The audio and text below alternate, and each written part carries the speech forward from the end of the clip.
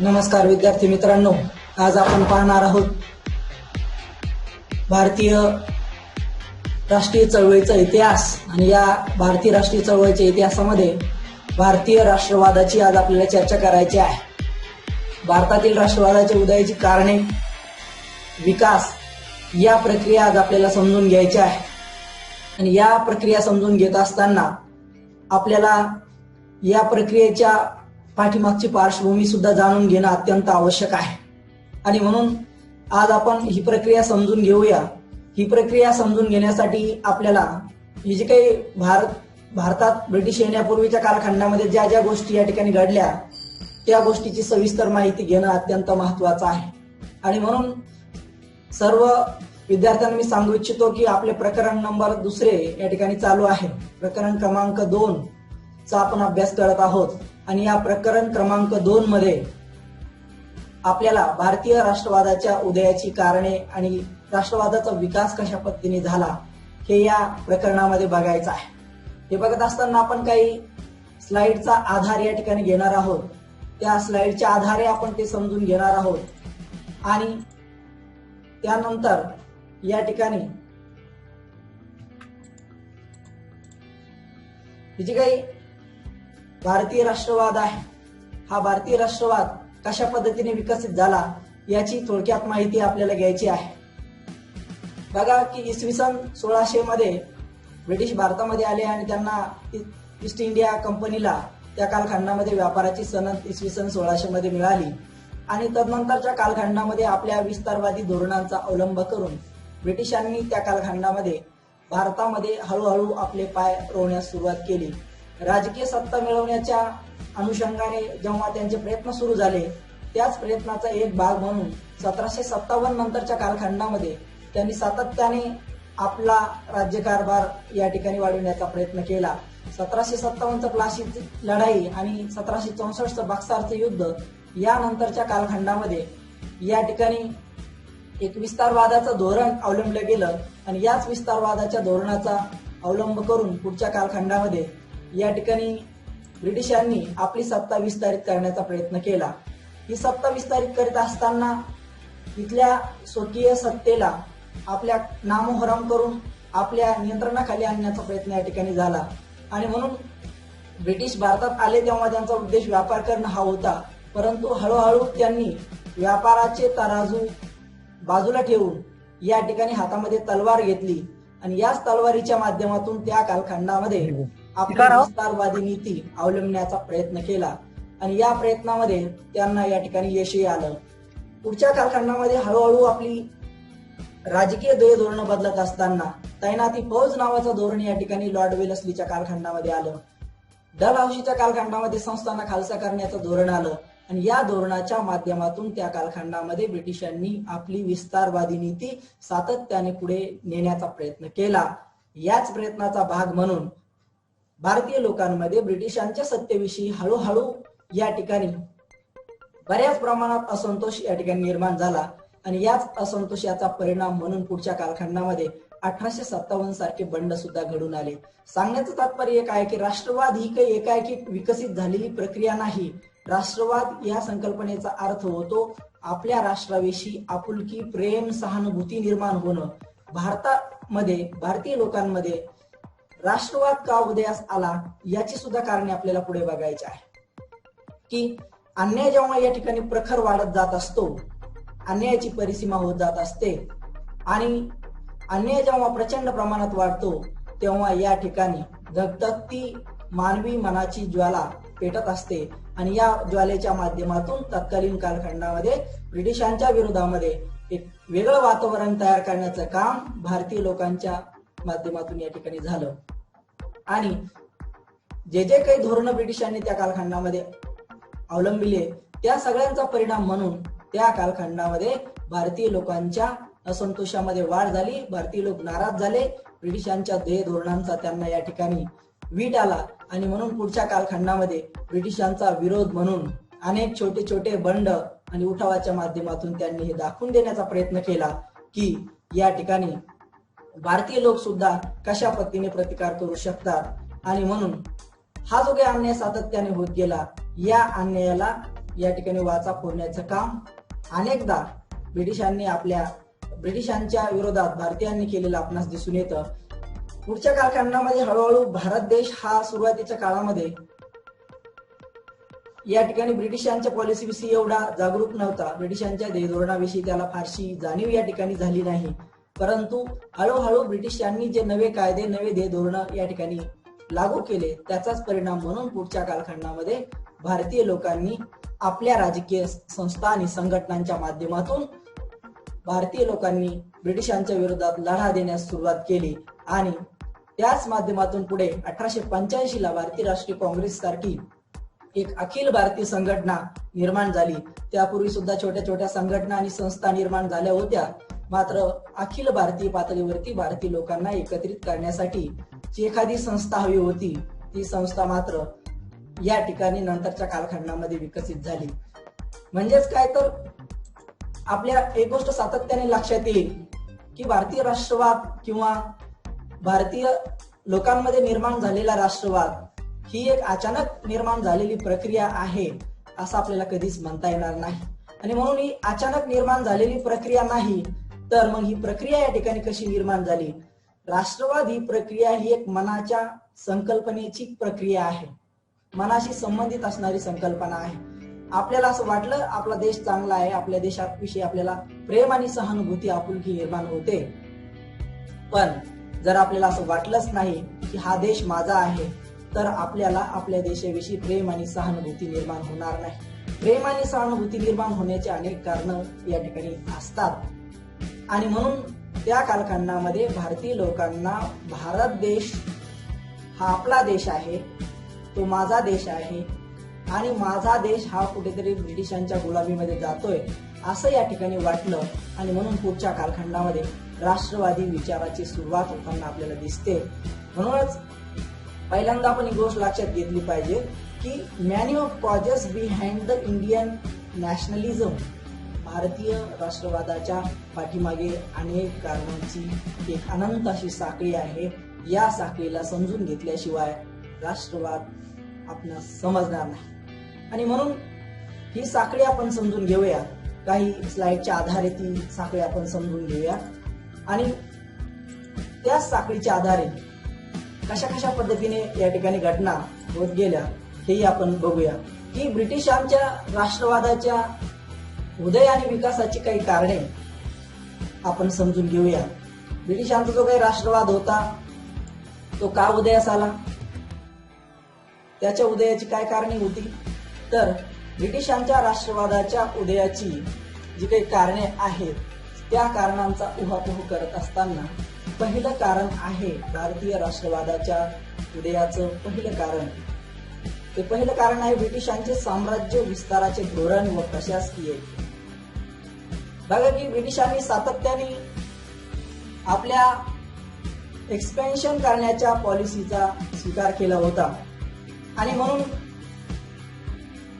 1757 नंतरच्या कालखंडामध्ये म्हणजे 1757 ते 1857 या कालखंडात ब्रिटिशांच्या साम्राज्य विस्ताराची प्रक्रिया झपाट्याने चालू असलेली आपणास दिसते आणि ही जी काही प्रक्रिया आहे ही प्रक्रिया पुढच्या कालखंडामध्ये या ठिकाणी चालू राहील.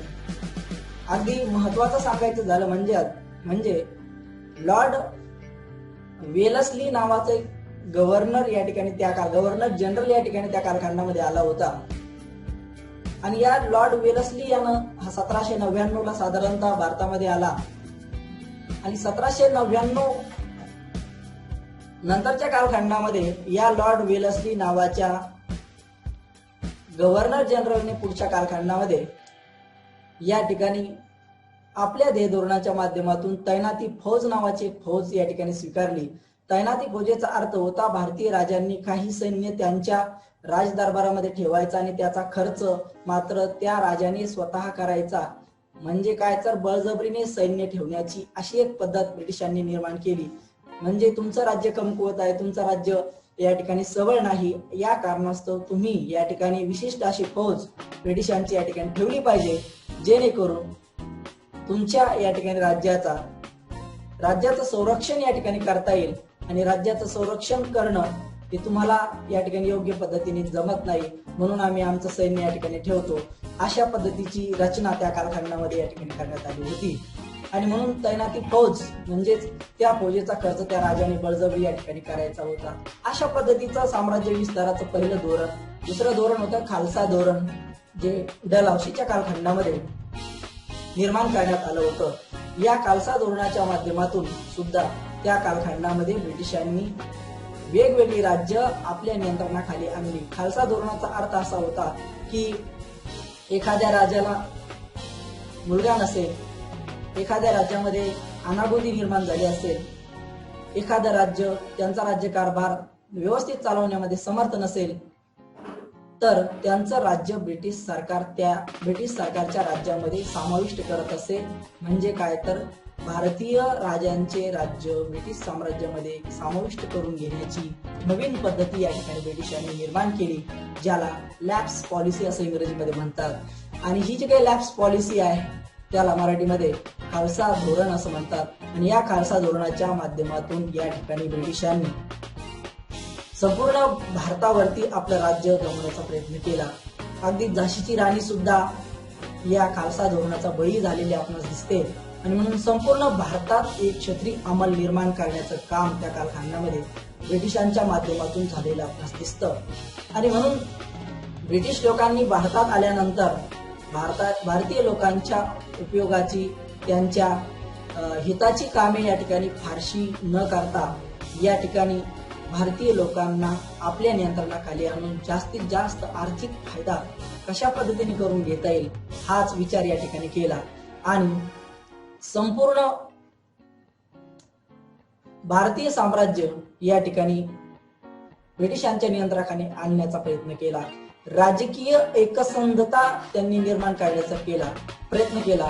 आणि प्रादेशिक संलग्नता म्हणजे काय तर संपूर्ण भारत हा एकच भारत तयार करण्याचा प्रयत्न केला, जो वेगवेगळ्या राज्यामध्ये पूर्वीच्या काळामध्ये छोटी छोटी राज्य भारतामध्ये जी होती त्या छोट्या छोट्या राज्यामध्ये विभाजित असणारा भारत आता अखंड एकसंध असा भारत निर्माण करण्याचं काम त्या कालखंडामध्ये ब्रिटिशांनी केलं. आणि म्हणून ब्रिटिशांच्या नेतृत्वाखाली भारतीय लोकांमध्ये ब्रिटिशांच्या या विस्तार धोरणाचा आणि राजकीय ऐक्याचा परिणाम पुढच्या कालखंडामध्ये असा झाला की भारतीय लोकांना आता भारताच्या कुठल्याही कोपऱ्यामध्ये कोणती राजकीय घडामोड चालू आहे, कोणत्या घटना महत्वपूर्ण आहेत, कोणत्या घटना होत आहेत, ब्रिटिश सरकारची धोरणे कशा पद्धतीची आहेत, या गोष्टीची संपूर्ण माहिती जनमानसापर्यंत आता पोहोचू लागली. कारण ब्रिटिश साम्राज्याचं विस्ताराचं धोरण आणि त्यांनी केलेली राजकीय ऐक्याची भावना किंवा त्यांनी निर्माण केलेल्या राजकीय समानतेचा परिणाम म्हणून पुढच्या कालखंडामध्ये भारतीय लोकांना या ठिकाणी एकच भारत देश जो आपला आहे तो स्वतंत्र झाला पाहिजे, या देशावरती ब्रिटिशांचं राज्य जास्त काळ टिकायला नको. आणि म्हणून ब्रिटिशांच्या साम्राज्य विस्ताराचं धोरण व राजकीय ऐक्य भारतीय राष्ट्रवादाच्या उदय आणि विकासाचं पहिलं कारण आहे. म्हणजे काय तर थोडक्यात समजून सांगायचं म्हणजे ब्रिटिशांनी जो काही साम्राज्य विस्तार केला त्यातून भारतीय लोकांची मनं दुखावली गेली. ब्रिटिशांनी जो साम्राज्य विस्तार केला त्यातून भारतीय लोकांमध्ये जागरूकता निर्माण झाली आणि त्याचाच परिणाम म्हणून पुढच्या कालखंडामध्ये या ठिकाणी भारतीय लोकांना असं वाटू लागलं की ब्रिटिश लोक हे आपल्यावरती अन्याय करत आहे आणि म्हणून अशी अन्यायी राजवट आपल्याला ठेवायची नाही. आपला देश जो पूर्वी या ठिकाणी होता त्यापेक्षा विकसित आणि तसा देश आपल्याला या ठिकाणी तयार करायचा आहे. आणि असा प्रयत्न या ठिकाणी ब्रिटिशांनी केलेला नाही, आपण तो करणं गरजेचं आहे. आणि म्हणून आपण ब्रिटिशांना आपल्या देशातून या ठिकाणी हाकलून दिलं पाहिजे, अशी एक भावना त्या कालखंडामध्ये या ठिकाणी महत्वाची त्या कालखंडातल्या लोकांना या ठिकाणी वाटू लागली. आणि म्हणून लोकांमध्ये प्रेमाची, सहानुभूतीची आणि ऐक्याची भावना जी निर्माण झाली त्यालाच आपण राष्ट्रवाद असं म्हणत असतो, हेही आपण लक्षात घेतलं पाहिजे. राष्ट्रवादाच्या उदय आणि विकासाचं दुसरं कारण या ठिकाणी आहे की प्रशासकीय ऐक्य. भारतीय राष्ट्रवादाच्या उदय आणि विकासामध्ये प्रशासकीय ऐक्य नावाची कन्सेप्ट जी आहे ते अतिशय महत्वाची आहे. ब्रिटिश भारतामध्ये आले, त्यांनी इथे साम्राज्य विस्तार केला, आपलं राज्य निर्माण केलं. त्यानंतरच्या कालखंडामध्ये भारतीय लोकांसाठी समान कायदा केला, शांतता आणि सुव्यवस्था प्रस्थापित केली, भिन्न भाषिक आणि भिन्न प्रांतिक लोकांना एकत्र करून त्यांच्यासाठी समान न्याय व्यवस्था निर्माण केली आणि प्रशासकीय सुसूत्रता निर्माण करून भारतीय लोकांना एका सूत्रात बसवण्याचं काम त्या कालखंडामध्ये ब्रिटिशांनी केलं. आणि हे काम करत असताना ब्रिटिशांनी या ठिकाणी समान न्याय पद्धती निर्माण केली, समान चलन व्यवस्था निर्माण केली, समान अर्थनीती निर्माण केली आणि या सगळ्या प्रशासकीय ऐक्यामुळे त्या कालखंडामध्ये भारतीय लोकांमध्ये या ठिकाणी राष्ट्रवाद निर्माण झाला. राष्ट्रवाद ही अशी कॉन्सेप्ट आहे ज्या कॉन्सेप्ट मध्ये या ठिकाणी सगळेचे सगळे लोक म्हणजे सर्व लोक हे एकत्र येणं आवश्यक आहे आणि लोक एकत्र तेव्हाच येऊ शकतात जेव्हा राज्य एक असेल. पूर्वीच्या काळात आपल्याकडे अनेक राज्य असल्यामुळे अनेक विचारांचे लोक, अनेक धर्माचे, अनेक जातीचे, अनेक पंथाचे लोक एकत्र येणं सहज शक्य नव्हतं. मात्र ब्रिटिश आल्यानंतरच्या कालखंडामध्ये भारतीय लोकांमध्ये ब्रिटिशांनी निर्माण केलेल्या प्रशासकीय ऐक्याचा परिणाम म्हणून भारतीय लोक एकत्र आले. भारतीय लोकांच्या एकत्र येण्याच्या, प्रेमाच्या, सहानुभूतीच्या या ठिकाणी भावनेलाच आपण राष्ट्रवाद असं म्हणत असतो. आणि म्हणून प्रशासकीय ऐक्य हे भारतीय राष्ट्रवादाचं या ठिकाणी दुसरं कारण आहे. तिसरं महत्वाचं कारण आहे इंग्रजी भाषा. इंग्रजी भाषा हे राष्ट्रवादाच्या उदयाचं कसं कारण होऊ शकतं तर बघा की 1835 पासून ब्रिटिशांनी भारतामध्ये इंग्रजीतून शिक्षण देण्यास सुरुवात केली. इंग्रजी भाषा आत्मसात केलेल्या भारतीयांना पाश्चात्य विचारवंताच्या विचाराची ओळख झाली. पूर्वी भारतीय लोकांना इंग्रजी माहित नसल्यामुळे किंवा इंग्रजी फारशी येत नसल्यामुळे त्यांच्यामध्ये काही लोकशाहीवादी मूल्य रुजण्यामध्ये अडचणी निर्माण झाल्या. त्याचं कारण असं होतं विचाराची पातळी ही कनिष्ठ असल्यामुळे, विचार हा एक्सपेन्सिव्ह स्वरूपाचा नसल्यामुळे या ठिकाणी अडचण आहे. परंतु जेव्हा इंग्रजांनी 1835 नंतरच्या कालखंडामध्ये इंग्रजी ही जी काही भाषा आहे ही भारतीय लोकांसाठी भारतामध्ये आणली, त्याचाच परिणाम म्हणून पुढच्या कालखंडामध्ये या ठिकाणी भारतीय लोकांना पाश्चात्य जी काही मूल्य आहेत त्याचं नॉलेज या ठिकाणी किंवा त्याचं ज्ञान प्राप्त झालं. त्यामध्ये स्वातंत्र्य आहे, स्वातंत्र्याची संकल्पना, स्वातंत्र्य म्हणजे काय, स्वातंत्र्य कुणाला मिळू शकतं, स्वातंत्र्य काय संकल्पना आहे हे यापूर्वी भारतीय लोकांना माहित होतं. मात्र जागतिक पातळीवरील स्वातंत्र्याची संकल्पना, बंधुत्व, उदारमतवाद, मानवतावाद या संकल्पनांची माहिती त्या कालखंडामध्ये या ठिकाणी इंग्रजी भाषेच्या माध्यमातून त्या कालखंडामधील लोकांना म्हणजेच भारतीय लोकांना या ठिकाणी होऊ शकली. वास्तविक इंग्रजी शिक्षण ब्रिटिशांनी भारतात त्यांच्या सोयीसाठी, गरजेसाठी, त्यांच्या आवश्यकतेसाठी आणलं होतं. मात्र इंग्रजी भाषा जाणणारे आणि कमी पगारावर काम करणारे कारकून या ठिकाणी ब्रिटिशांना या ठिकाणी तयार करायचे. म्हणजे ब्रिटिशांनी इंग्रजी भाषा जी भारतामध्ये आणली, लॉर्ड मेकॉले मिनिट या ठिकाणी निर्माण जे केलं पुढच्या कालखंडामध्ये 1935 नंतरच्या कालखंडामध्ये, तर हे जे काही 1835 नंतर जे काही मेकॉले मिनिट या ठिकाणी तयार करण्यात आलं, त्या मेकॉले मिनिट मध्ये असं ठरलं की भारतीय लोकांसाठी इंग्रजी शिक्षण का आणायचं, तर भारतीय लोकांसाठी इंग्रजी शिक्षण याच्यासाठी आणायचं की रंग आणि वर्णाने भारतीय असणारा पण विचाराने ब्रिटिश असणारा माणूस आपल्याला या इंग्रजी शिक्षणाच्या माध्यमातून घडवायचा. आणि म्हणून या ठिकाणी इंग्रजी शिक्षण भारतामध्ये ब्रिटिशांनी सुरू केलं आणि त्याचाच परिणाम म्हणून पुढच्या कालखंडामध्ये जे कधी न वाचलं होतं भारतीय लोकांनी तेच आता भारतीय लोक वाचू लागले. वेगवेगळ्या विचारवंतांचे विचार आता ते वाचू लागले इंग्रजीच्या माध्यमातून. जागतिक पातळीवरील संकल्पना त्यांच्या लक्षात आल्या आणि या संकल्पना या ठिकाणी पुढच्या कालखंडामध्ये भारतीय लोकांच्या एकत्रित येण्यास कारणीभूत ठरल्या. पर्यायाने भारतीय राष्ट्रवादाचं तिसरं कारण इंग्रजी भाषा आहे हे आपण या ठिकाणी लक्षात घेतलं पाहिजे. अगदी पुढे भारतीय राष्ट्रवादाच्या उदयाची अजूनही काही कारणे आहेत. तर भारतीय राष्ट्रवादाच्या उदयाच्या चौथ्या कारणामध्ये आपण असं विचार करूया की भारतामध्ये राष्ट्रवाद उदयास आला आणि त्याचा प्रचंड प्रमाणात विकास झाला. याचं प्रमुख कारण आहे पाश्चात्य शिक्षण. लॉर्ड विल्यम बेंटिक नावाचा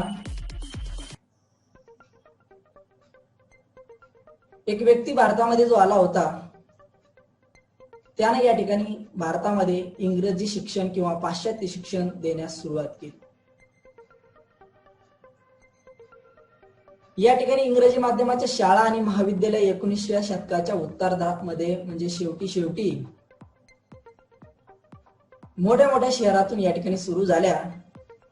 1858 मध्ये भारतामध्ये मुंबई, कलकत्ता आणि मद्रास विद्यापीठे सुरू करण्यात आली. आणि ही जी काही विद्यापीठे सुरू करण्यात आली,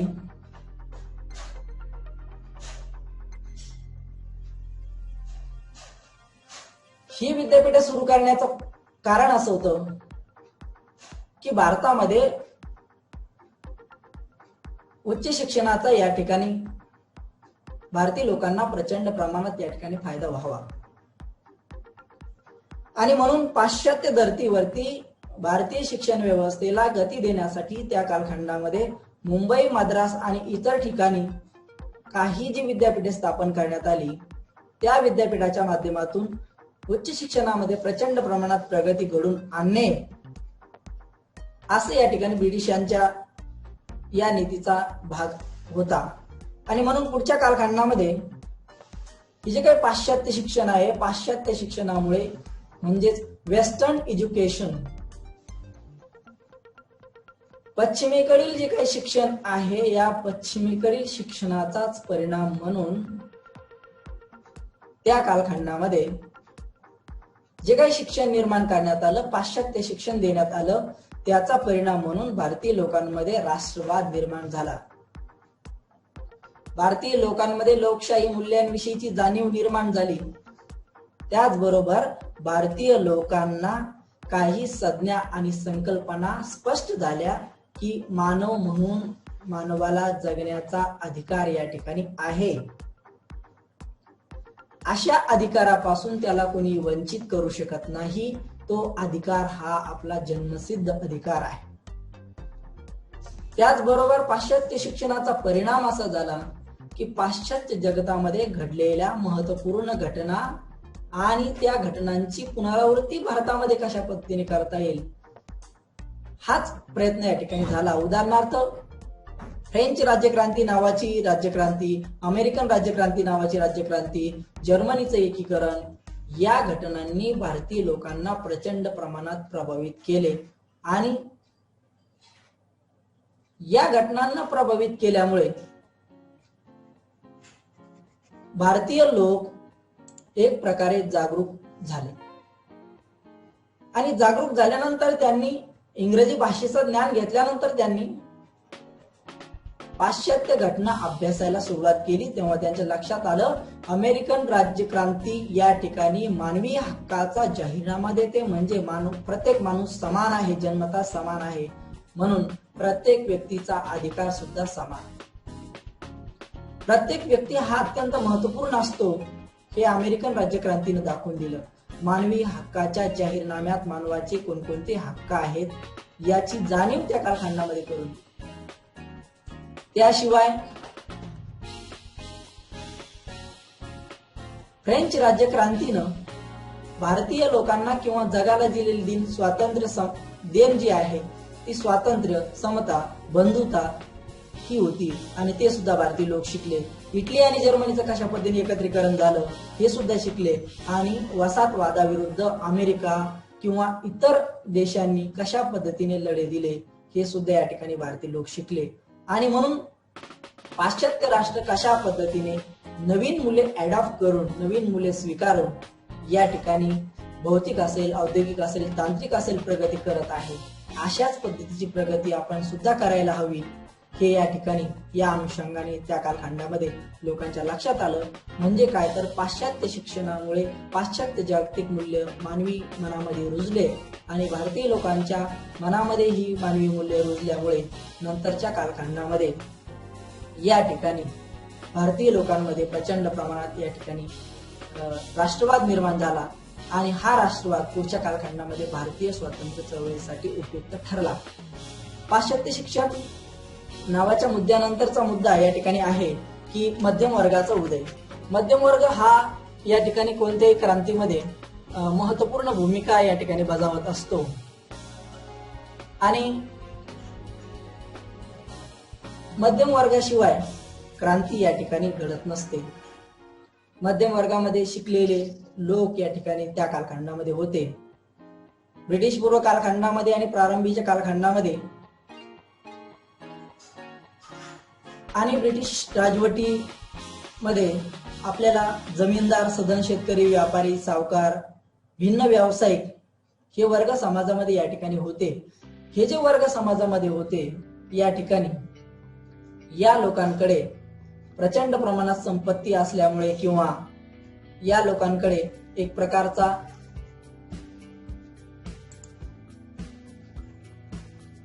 आर्थिक लाभ झालेले लोक असल्यामुळे हे आर्थिक लाभ झालेले लोक एकत्र येण्यास या ठिकाणी सुरुवात झाली आणि हा जो काही मध्यम वर्ग एकत्र आला, या मध्यम वर्गाने त्या कालखंडामध्ये इंग्रजी शिक्षण, पाश्चात्य शिक्षण पद्धती आणि इंग्रजी जाणणाऱ्या काही भारतीय लोकांना, यापैकीच काही भारतीय लोकांना नोकरीच्या किंवा इतर संधी या ठिकाणी प्राप्त झाल्या आणि म्हणून नोकरीच्या संधी प्राप्त होणं, शिक्षणाच्या संधी प्राप्त होणं याचा अर्थ असा झाला की नवे विचार, नवे ज्ञान या ठिकाणी या लोकांकडे निर्माण. नवे विचार, नवे ज्ञान जेव्हा या लोकांकडे निर्माण झाले तेव्हा या मध्यमवर्गीय लोकांनी भारतातील सत्यस्थिती सर्वसामान्य लोकांना समजून सांगण्याचा प्रयत्न केला. तो प्रयत्न असा होता की सर्वसामान्य लोकांना हे सांगणं गरजेचं होतं की ब्रिटिश या ठिकाणी भारतामध्ये कशा पद्धतीने प्रशासन चालवत आहेत आणि या सगळ्या गोष्टींचा आपल्या जीवनावरती काय परिणाम होतो.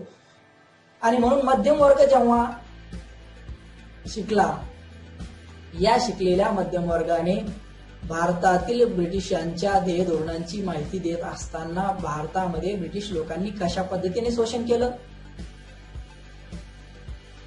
त्याचबरोबर मूलभूत हक्क आणि कर्तव्य काय असतात आणि त्याची गळचेपी या ठिकाणी ब्रिटिश सरकार कशी करत, त्याचबरोबर या वर्गाने स्वातंत्र्य लढा उभारण्यासाठी सुद्धा महत्वपूर्ण योगदान दिलं.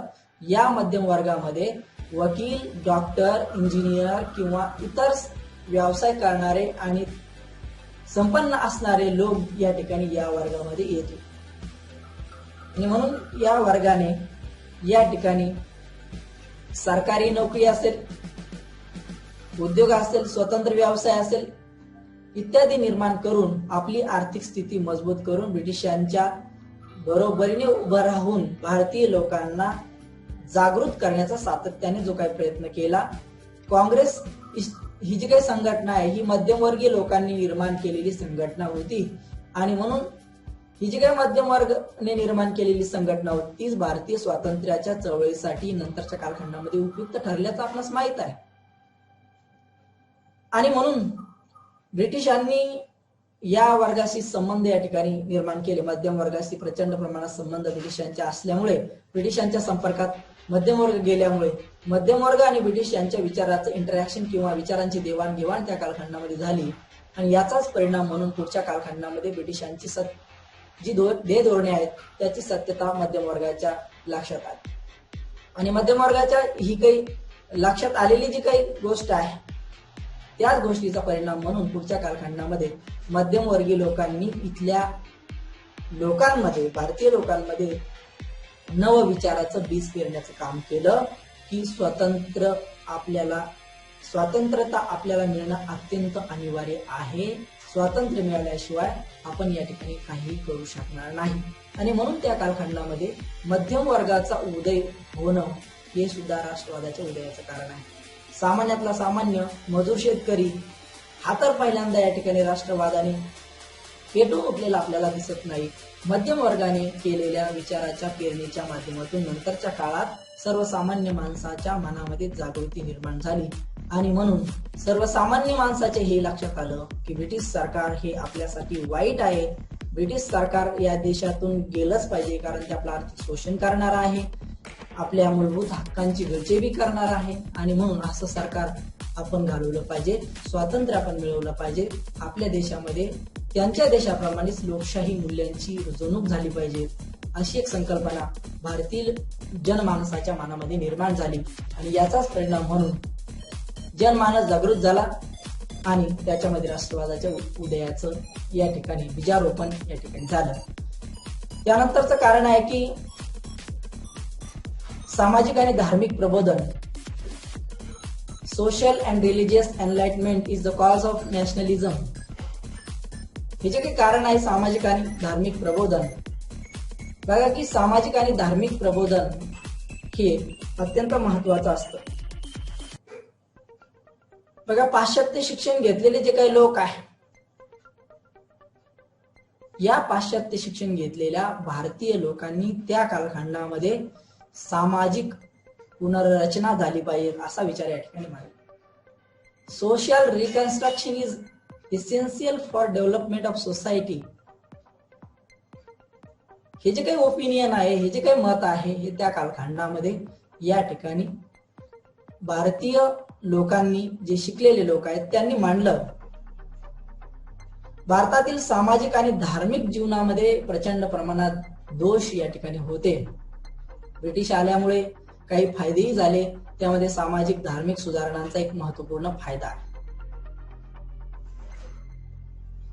अगदी सामाजिक धार्मिक प्रबोधन हे राष्ट्रवादाच्या उदयाचं कसं कारण होऊ शकतं ते आपण बघूया. की प्रचंड प्रमाणात भारतीय समाज व्यवस्थेमध्ये असणारे दोष, उणिवा यांची जाणीव या शिकलेल्या भारतीय व्यक्तींना या ठिकाणी झाली आणि त्यातूनच पुढे भारतामध्ये एनलाइटमेंट किंवा प्रबोधन घडून आलं. तर भारतीय प्रबोधन जे आहे ते 19व्या शतकाच्या प्रारंभापासूनच आपल्याला होताना दिसतं आणि भारतीय प्रबोधनाचे जनक किंवा पिता या नावाने आपण राजा राम मोहन राय यांचा उल्लेख करतो. म्हणून ही गोष्ट आपण सातत्याने लक्षात ठेवा की हा प्रश्न बऱ्याचदा विचारला गेला. भारतीय प्रबोधनाचे जनक किंवा भारतीय प्रबोधनाचे पिता, फाउंडर ऑफ इंडियन एनलाइटमेंट, तर राजाराम मोहन राय हे भारतीय प्रबोधनाचे जनक या ठिकाणी होते. आणि म्हणून पुढच्या कालखंडामध्ये सामाजिक आणि धार्मिक प्रबोधन काय झालं, तर काही नव्या संघटना, काही नवे व्यक्ती या ठिकाणी समाज सुधारणेसाठी समोर आले. त्याचाच परिणाम म्हणून एकेश्वरवादाचा या ठिकाणी पुरस्कार करण्यात आला, मूर्तीपूजेला विरोध करण्यात आला, सती प्रथेला विरोध करण्यात आला, आंतरजातीय आणि विधवा विवाहास प्रोत्साहन देण्यात आलं. असे काही सामाजिक आणि धार्मिक प्रबोधन या ठिकाणी. पुढच्या कालखंडामध्ये ईश्वरचंद्र विद्यासागर असेल, डॉक्टर आत्माराम पांडुरंग तरखडकर असेल किंवा प्रार्थना समाजामध्ये काम करणारे काही लोक असतील, या लोकांच्या माध्यमातून भारतीय लोकांमध्ये एक प्रकारची नवीन विचाराची पेरणी या ठिकाणी करण्यात आली. आणि या ब्राह्मो समाज, प्रार्थना समाज किंवा सत्यशोधक समाज या सगळ्या समाजाच्या माध्यमातून जेव्हा समाजामध्ये सामाजिक धार्मिक बदल झाले पाहिजेत, ही गरज सातत्याने या ठिकाणी प्रतिपादित केली. त्याचाच परिणाम म्हणून पुढच्या कालखंडामध्ये या ठिकाणी प्रचंड प्रमाणात सामाजिक धार्मिक सुधारणा होण्यास सुरुवात झाली आणि सरकार सुद्धा या सामाजिक धार्मिक सुधारणाकडे अनुकूल दृष्टिकोनातून या ठिकाणी पाहू लागलं. म्हणजेच काय, तर भारतामध्ये सामाजिक आणि धार्मिक प्रबोधनच जर झालं नसतं तर भारतीय लोक एकत्रच आले नसते. कारण समाज जागृत झाला, धार्मिक अवडंबर या ठिकाणी कमी झालं, तरच या ठिकाणी लोक एकत्र येऊ शकतात, विचार करू शकतात, मते मांडू शकतात आणि देशाचा राष्ट्राचा विकास या ठिकाणी होऊ शकतो. आणि म्हणून देशाचा राष्ट्राचा विकास होण्यासाठी ब्रिटिश भारतातून जाणं अत्यंत आवश्यक आहे असं सामाजिक धार्मिक प्रबोधन झालेल्या व्यक्तींना वाटू लागलं. म्हणजे काय तर भारतातील राष्ट्रवादाच्या उदयाच्या आणि विकासाच्या कारणामध्ये सामाजिक धार्मिक प्रबोधन अत्यंत महत्वाचं आहे. महात्मा फुले यांनी स्त्रियांचा उद्धार झाला पाहिजे, दलितांचा उद्धार झाला पाहिजे. डॉक्टर बाबासाहेब आंबेडकरांनी सांगितलं की दलित उद्धार झाला पाहिजेत, अन्यायाचा प्रतिकार केला पाहिजे. ब्राह्मणी धर्मग्रंथ पुरोहितवादावरती सातत्याने या ठिकाणी त्या कालखंडामध्ये हल्ले झाले. धर्मामध्ये काय सुधारणा केल्या पाहिजेत असं या ठिकाणी ठरलं. आणि या सगळ्या गोष्टी घडल्यामुळे त्या कालखंडामध्ये या ठिकाणी नवनवीन विचार निर्माण झाले. स्वामी दयानंद सरस्वती यांनी आर्य समाज निर्माण केला. त्याच्या माध्यमातून त्यांनी त्यांचं तत्वज्ञान स्पष्ट केलं. पुढे जाऊन विवेकानंदांनी रामकृष्ण मिशन नावाची संघटना या ठिकाणी स्थापन केली 1897 मध्ये. पुढे जाऊन 1882 मध्ये मद्रास येथे थिओसॉफिकल सोसायटी या ठिकाणी निर्माण करण्यात आली.